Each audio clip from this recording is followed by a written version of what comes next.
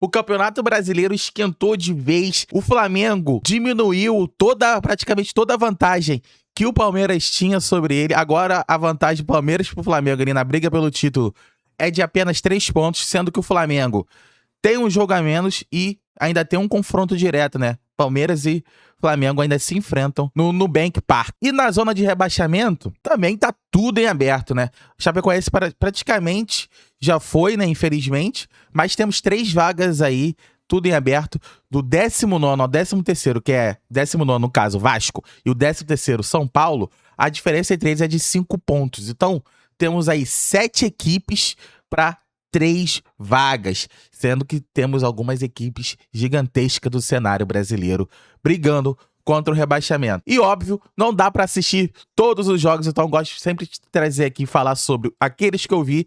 E nesse final de semana eu vi a vitória de virada do Fluminense para cima do Palmeiras, grande vitória do Fluminense, uma resposta aí a esse momento ruim, né, que a equipe vinha vivendo. O Beldia saiu ali no meio das pernas das oitavas da Libertadores. Assisti também a vitória quase que te diria surpreendente, né, do Santos em São Januário, 3-0 pra cima do Vasco, e também a goleada do Flamengo de 5-1 pra cima do Mirassol. Então vamos começar por esse último, Flamengo e Mirassol. Uma goleada do Flamengo, 5-1. Um jogo que a gente vê ali que é o Flamengo perto do Prime, né?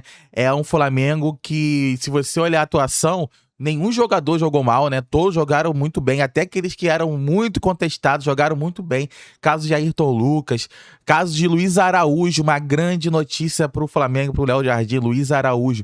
Porque o Flamengo, ele tem uma dificuldade de que seus pontas façam mais gols, né? E o ponta que mais faz gols no passado recente do Flamengo é o Luiz Araújo. Ele estava mal. E principalmente aquele lado direito ali, né? Aquele lado direito ali tem sido o calcanhar de Aquiles muitas vezes nessa temporada do Flamengo. O Plata tem jogado por ali, mas a torcida não gosta tanto, não faz tantos gols. Tentou o Carrascal ali, o Carrascal em alguns momentos também foi abaixo. Então ali sempre foi um calcanhar de Aquiles. O próprio Luiz Araújo estava mal. Então Luiz Araújo é uma grande notícia porque ele bem aumenta a profundidade desse elenco que já é gigante. Tivemos também o Pedro voltando a marcar, né? Que é sempre importante esse centroavante estar marcando gols, ainda mais que tem um duelo no meio de semana aí contra o Cruzeiro, que vai precisar dos gols do Pedro. Pedro fez mais uma ótima partida, né? Pedro vive grande momento no Flamengo, grande temporada, e fez mais 2 gols e briga aí na artilharia do campeonato. Empatado na liderança, né? Com Kevin Veiro, que é outro que também faz grande campeonato. Então foi isso. O Flamengo, ele dominou o jogo inteiro, desde o primeiro minuto até o último minuto, mereceu a vitória. Teve até uma não expulsão do Mirassol ali, né? Que eu achei que era vermelho, claro, o juiz acabou não dando, bem verdade, quando já tava ali 5-1. Teve um pênalti pro Mirassol, mas acho que esse pênalti não teria tanto impacto no jogo, porque já tava 5-1, né? Se fosse 0-0, aí sim teria um maior impacto. O Flamengo muito bem, dominou todas as ações do jogo, criou muitas chances, fora isso com gols, ainda teve gols anulados, teve gols perdidos. O Flamengo com muita vantagem, principalmente no meio de campo, muita facilidade também de sair de trás da pressão. O Mirassol tentava soltar essa pressão ali para sufocar o Flamengo, principalmente nos primeiros minutos, até conseguir uma bola ou outra, mas o Flamengo teve facilidade de sair dessa pressão, com passes precisos ali dos seus zagueiros, encontrando muitas vezes o Carrascal, e o Carrascal nesse movimento no meio de campo ali, que ele recebe de costas, ele vai muito bem, ele gira rápido e conseguia acionar, né, os pontas, ou até o Pedro. O Pedro fez uma grande partida também, recuando, certos momentos, até armando o time. Então foi um Flamengo que produziu demais, foi um Flamengo muito próximo do seu melhor nível. E os números refletem isso, né, pra galera, sempre traz um pouco dos números pra galera que curte, então vamos a eles. O Flamengo teve uma maior posse de bola, né, teve 56% de posse de bola contra 44% do Mirassol. Teve mais XG com 2.40 e contra 1.15 do Mirassol. O Mirassol teve algumas boas chances, sim, né? Principalmente aquela cabeçada do Eduardo no travessão, acho que foi a chance mais clara. As finalizações foram até mais equilibradas, o Mirassol teve até mais finalizações do que o Flamengo, mas quando a gente vai ver a estatística de finalizações no gol, o Flamengo teve mais. O Mirassol teve 5 finalizações no gol e o Flamengo teve 8, né? O que prova aí que o Mirassol chutou muito de fora da área, né? Muitos chutes pra fora e tal, sem levar tanto perigo ao gol do Rossi. Uma partidaça do Flamengo, 5-1, um grande jogo, talvez o melhor jogo do Flamengo aí nesse pós-Copa, jogo que dá moral pro Flamengo, né? Jogar agora Libertadores no meio de semana contra o Cruzeiro, um jogo muito difícil, precisa da vitória, e também dá muita moral pro Flamengo seguir, né? Perseguir o Palmeiras. Se a gente em algum momento achou que estava distante, que o título estava muito na mão do Palmeiras, agora o título está totalmente em aberto, né? Pode ir para qualquer lado, ainda mais se o Flamengo vencer o Mirassol nesse jogo que falta, que é contra o Mirassol no Maracanã. Tem muitas possibilidades do Flamengo vencer o Mirassol e aí empatar em números de pontos com o Palmeiras. O campeonato totalmente aberto.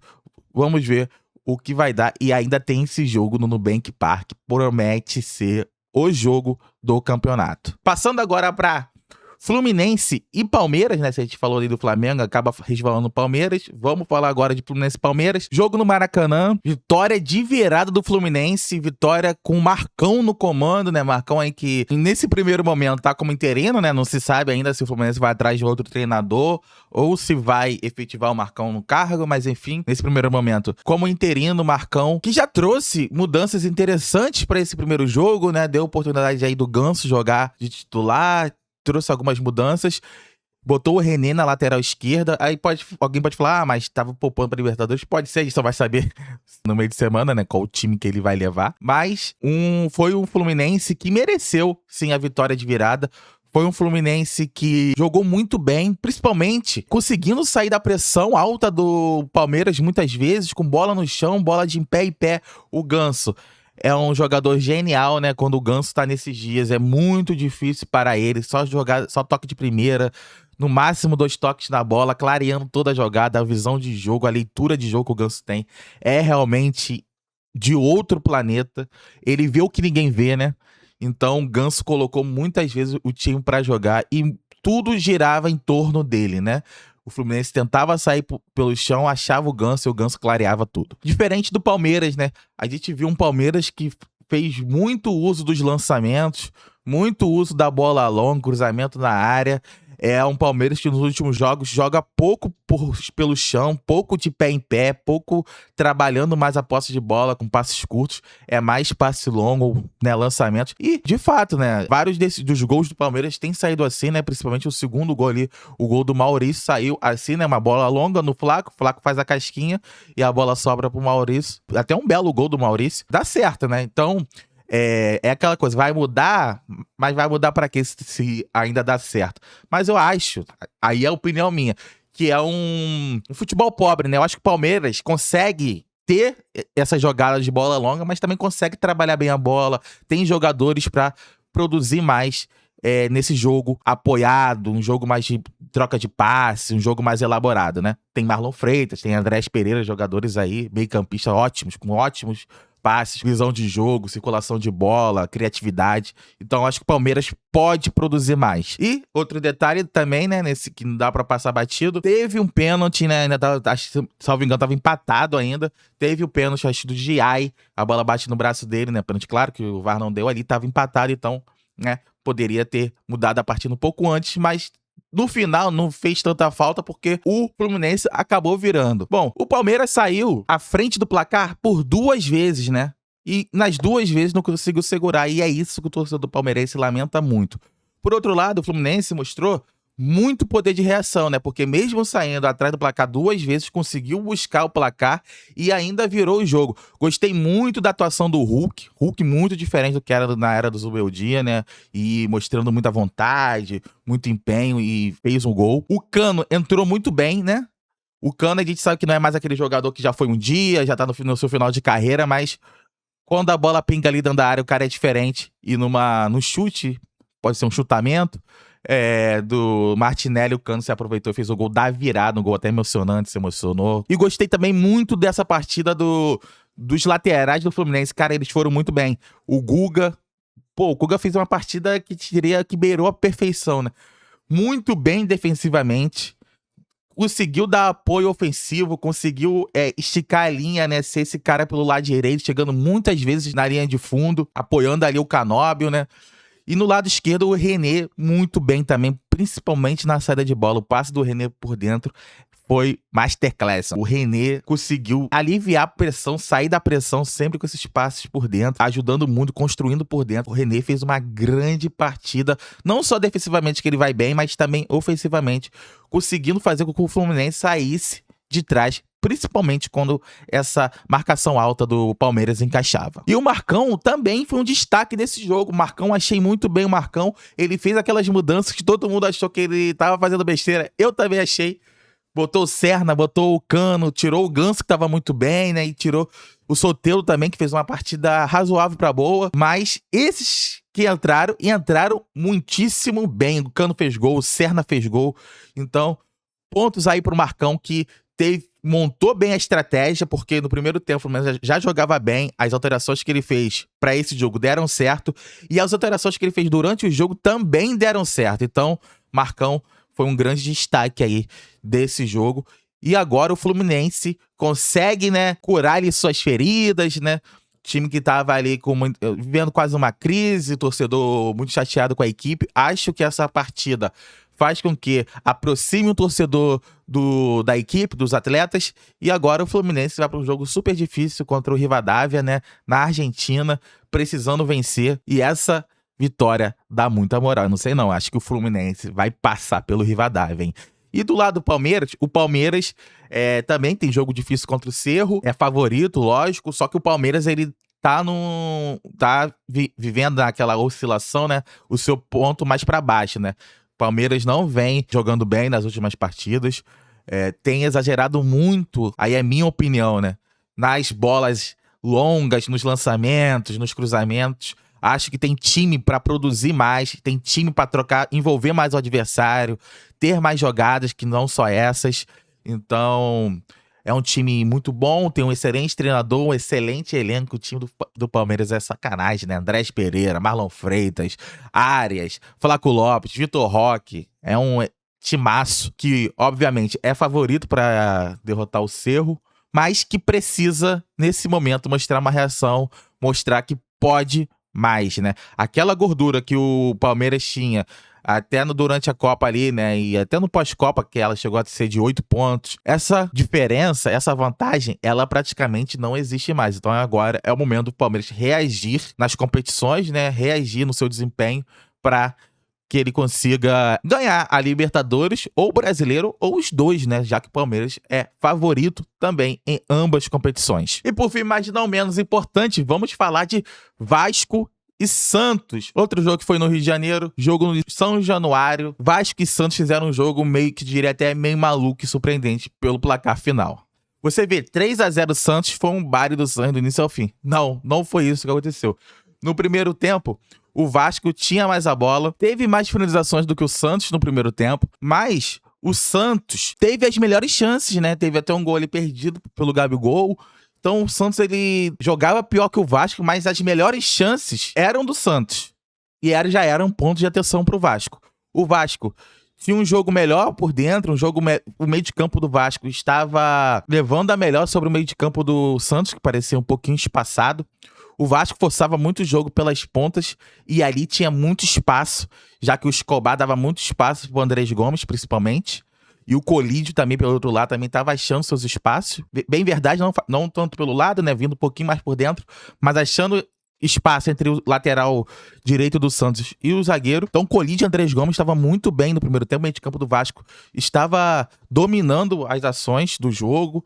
Thiago Mendes, Tietê, o Jair que saiu, depois entrou o Sousa, eles estavam ganhando a maioria dos duelos no meio de campo, circulando bem a bola, achando espaço. Então era o Vasco que estava no campo do Santos e conseguia encontrar as suas oportunidades, tanto que foi o time que mais finalizou no primeiro tempo. Mas o Vasco, em certos momentos, a marcação não encaixava e o Santos conseguia produzir. E quando o Santos chegava forte. Então era aquele 0-0 que o Vasco estava perto do primeiro gol, mas o Santos também estava perto do primeiro gol, né? E no segundo tempo, o cenário não mudou muito. Continuou a mesma coisa, né? Andrés Gomes levando muita vantagem sobre o Escobar e o Vasco chegando ali, bola parada, né? Finalizações. Brasão defendendo bem, fechando bem o gol. E o jogo era isso, o Santos tentando uma bola ou outra, uma bola esticar no Neymar, no Gabigol, até que numa bola ali, né, uma bola recuperada no meio de campo, essa bola chega, o Rolês entra no jogo bem, e ele acha num contra-ataque o Gabigol. Gabigol, cara a cara, faz o gol, 1-0 Santos. E a partir daí o jogo muda, porque a partir daí os dois treinadores fazem alterações e eu acho que aqui o técnico do Vasco, o Pedro Emanuel, ele vai mal. As alterações que ele fez a partir do gol do Gabigol foram muito ruins, pioraram muito o Vasco. Entraram Marino Hinestrosa, David, Puma Rodrigues e Nuno Moreira. O que todos eles têm em comum? Todos eles entraram muito mal. O Puma Rodrigues teve até uma chance ali de empatar o jogo, mas todos fizeram uma péssima partida, entraram mal demais, mal demais. O Vasco não conseguia mais chegar ao ataque, não conseguia mais ferir o Santos, né, criar situações, criar ocasiões de gol, mudou o Andrés Gomes de lugar, então o Marino Hinestrosa já não conseguia ter a mesma efetividade que o Andrés Gomes tinha pra cima do Escobar, então o Escobar começou a ganhar mais duelos por ali, o Andrés Gomes pela esquerda já não foi tão bem como ele foi pela direita, enfim, o Vasco não conseguia mais produzir, não conseguia mais chegar no ataque, e o Santos foi encontrando as suas faltinhas e começou a encontrar os seus gols de forma até meio fortuita, né? O segundo gol do Santos, gol do Arão, foi um gol meio que sem querer, né? O Jardim vai mal, espalma pra frente, bate no peito do Arão depois de uma falta cobrada pelo Neymar. E já em seguida sai o gol do Luan Pérez, que colocou números finais aí no jogo. 3-0 pro Santos. Eu acho que o 3-0 pro Santos foi até um resultado muito elástico pelo que foi o jogo, né? O Santos não produziu tanto assim, mas aproveitou as chances, aproveitou os erros do Vasco e conseguiu uma vitória que é muito importante, né? Nessa luta contra o rebaixamento, aí a gente teve um confronto direto, uma vitória fora de casa.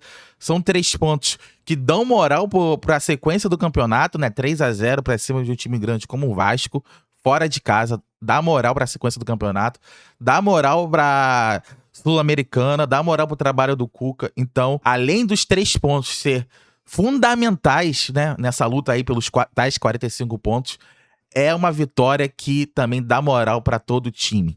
Então, foi uma partidaça e um resultado muito importante pro Santos, que teve Neymar muito bem. Neymar tava muito bem, focado no jogo mesmo, né? Muito bem o Neymar, é o cara diferente do time, né? O cara que coloca todo mundo pra jogar, é o cara que acha os melhores passes. Achei o Gabigol também muito bem, movimentações do Gabigol muito interessantes. O Gabigol é muito bom na diagonal, fazendo as diagonais, né? Recebendo essa bola atrás dos zagueiros. Ele talvez seja o melhor do Brasil nisso. E o Gabigol muito bem, né? Perdeu um gol, mas fez um gol importante. O gol do 1-0, que é sempre aquele gol importante. O Barreal também fez uma ótima partida. E o Cuca foi bem também nas alterações, né? Se do lado do Pedro Manuel ele mexeu mal, achei que o Cuca mexeu bem. Quando o Cuca coloca o Tassiano no jogo, logo depois do gol do Gabigol, ele equilibra melhor esse meio de campo, que era onde o Santos estava muito espaçado e estava permitindo que o Vasco pudesse jogar com mais tranquilidade. O Rollese, ele entra muito bem, mas uma boa partida do Rollese, que eu acho que até seria titular nesse time do Santos, se não tivesse Gabigol e Neymar, que realmente equilibrar um time com o Rollese, Gabigol e Neymar é muito difícil, mas por bola jogada e por talento, o Rollese tinha que ser titular nesse time do Santos. O Rony também entrou ali contribuindo muito, né? Sempre contribui muito, corre muito, ajudou muito defensivamente para marcar e tal. Então, as mudanças do Cuca foram muito boas, equilibraram o time, e as mudanças do Vasco pioraram o time. Muito desse resultado meio maluco, foi um 3-0 que saiu assim meio sem a gente esperar, mas saiu muito por causa desse toque dos treinadores. E para quem gosta de estatísticas, o Vasco teve 57% de posse de bola contra 43% do Santos. Só que o XG do Santos foi muito superior ao do Vasco, foi 2,29 contra 1,12 do Vasco, né? E as finalizações do Vasco teve mais do que o Santos, mas muito daquelas finalizações para fora, muito de fora da área, né?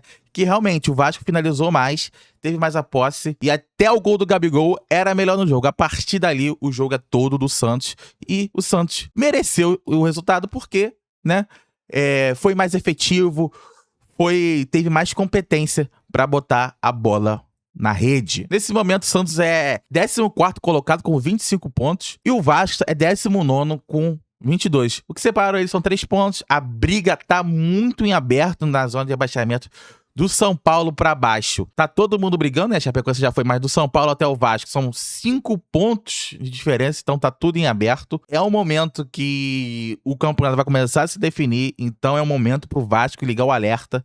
Talvez seja melhor deixar a Sul-Americana de lado, focar no Campeonato Brasileiro pra tentar conseguir sair aí do rebaixamento e afastar o fantasma da Série B. Pro Santos, mesma coisa. Focar no Campeonato Brasileiro, né? O Santos aí tá nessa briga contra o rebaixamento. Tem boas notícias, né? O Neymar tá crescendo de produção, o Gabigol tá vivendo uma temporada, a melhor temporada dele desde muito tempo. Então, é um Santos que tem boas notícias e é um Santos que também está nessa luta contra o rebaixamento e vem conquistando aí pontos importantes. Então é isso, meu povo. O Campeonato Brasileiro tá pegando fogo. Se a gente não tá tendo muita qualidade técnica, né? Isso tá muito visível, principalmente depois da Copa do Mundo. A gente tem no Campeonato Brasileiro, como sempre, muita emoção. A briga pelo título tá totalmente aberto. A briga contra o rebaixamento também tá muito em aberto. Pode ir pra qualquer lado. Só nos resta, né, desfrutar desse Campeonato Brasileiro que tá cada vez mais emocionante. E você, o que você achou aí das vitórias de Fluminense? Uma vitória de virada pra cima do Palmeiras, vitória importante. Da goleada do Flamengo, né? 5-1 pra cima do Mirassol. E da vitória importantíssima do Santos, 3-0 fora de casa pra cima do Vasco. Deixe seu like, se inscreve no canal. Eu vou ficando por aqui. Até a próxima. Valeu. Fui.